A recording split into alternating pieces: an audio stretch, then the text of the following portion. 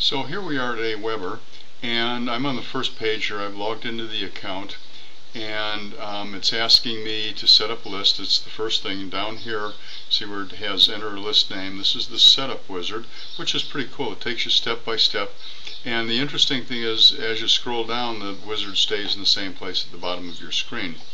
So what they're starting here on the first step is they're just getting your list information, the name of the list, and then a description of what the list is for, who the name you're going to use on the list, and the email address you're putting on the list. And they want your contact address because that goes at the bottom of the email, and company branding and so forth down here. So now, and then you can set up social, you can tweet your broadcast if you wish to do that. Notifications, I'm having it send an email to me every time somebody signs up for a new client signs up.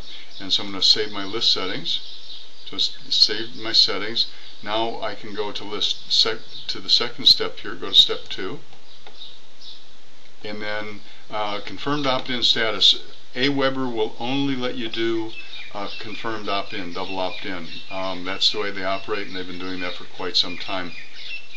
It's kind of a pain in the neck, but it means that your list is really solid, and you won't get in any trouble for spamming and so forth. Now, and notice we can edit the subject here and confirm, pre-approved subject, confirm your description. We can insert a field, and what I like to do is I like to put first name in there. So I'm going to say first name and confirm your description. First name fixed, confirm your description, and so there we've got. And that's how we do that. We can also edit the introduction. We received your request, and you may want to change that to something less blah blah blah. And then you can add a custom closing. You can put a signature down here. You can send them to a success page when it's done. In other words, after they've double opt in, then you can send them to a special page on your website or not. And after they sign up, and then so you save your list settings. Okay. So now we save the settings, and the setup wizard says we're halfway done here. Okay. So we're going to click on the next button here. Okay, and so now let's scroll back up to the top of the screen. Confirmed opt-in status. Oh, we already did this. Why is it showing me this again? Next. It's just taking a second while it does it here. And I'm going to pause the recording while it thinks about it. Okay, I see what the wizard is doing. It says now it wants us to create a welcome email. So I'm going to click on do this step. And so that opens a page, so we can have our subject, something like welcome to our list or whatever.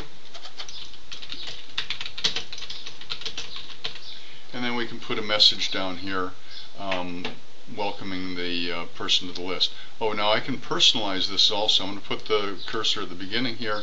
I can personalize this, and I can put their first name in there. Okay, so I'm doing that, and I'm going to add another space in there. And personally I like to put in, every time I have a subject, I always try and put the first name in the subject. That kind of grabs people's attention. One thing, by the way, you want to watch out for is you don't want to use their name too often. From what I've read, using it twice in your email is just about right. So if you use it in the subject, which I like to do, then you don't use it in the body until you have a message. So you can create a message, a couple or 3 paragraphs, and then just before you sign off, you can say, first name, take action on this step today, or something like that. And that way, it will take care of that. So I'm going to say blah blah blah. Okay. And I'm going to, here's your different templates. You can have different templates of how this is going to look. Like bakery is red and orange, and I think we can see, here's what bakery looks like. Be mine, gray and red. And so you get different messages or different textures to your mail. And this is like for setting up. Now these are more for setting up newsletters and so forth, where you'd have different sections of the letter and that sort of thing. For just a plain email, which is kind of what I prefer, I use the basic template, which is just like we're seeing right here. Okay, So I'm going to pretend that I finished this. I can put a plain text message, and that would be for people who don't have, don't receive HTML email, which is not very many people anymore. But it's not a bad idea to copy your text from up here and paste it down into here. And then you would want to click wrap long lines so that when they get the text email, it's not running off the side of the page and so forth. You can attach files, and you want to track clicks. This will put an identifier, so if you have a link in the email to a web page or something like this, this will track the number of clicks you get to that. So we can preview it and we can save it. So I'm going to save my message. Okay, so that's my welcome message to the list. Okay, and so now I can add more follow-up messages. So if I click here, it's going to add a follow-up message, and I can go on and on and on. I can create as many of these as I want to have.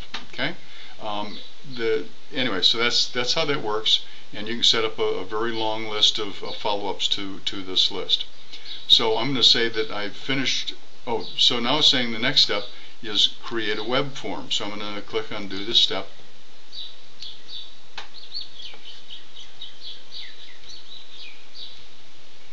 So I was thinking about it for a moment here.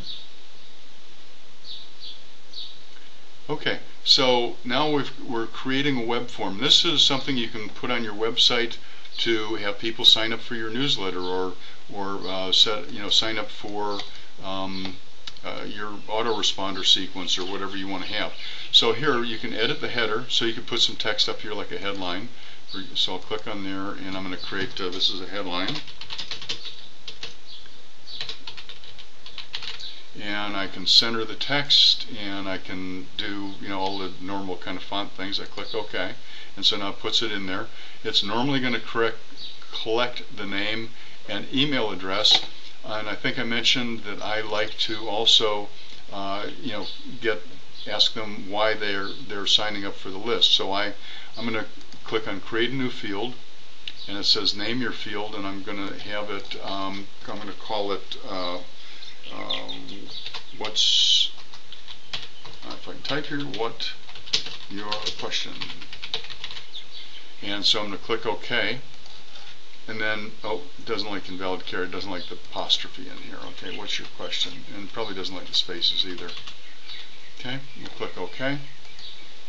And I'm going to make it a text area. And its height is 60 pixels.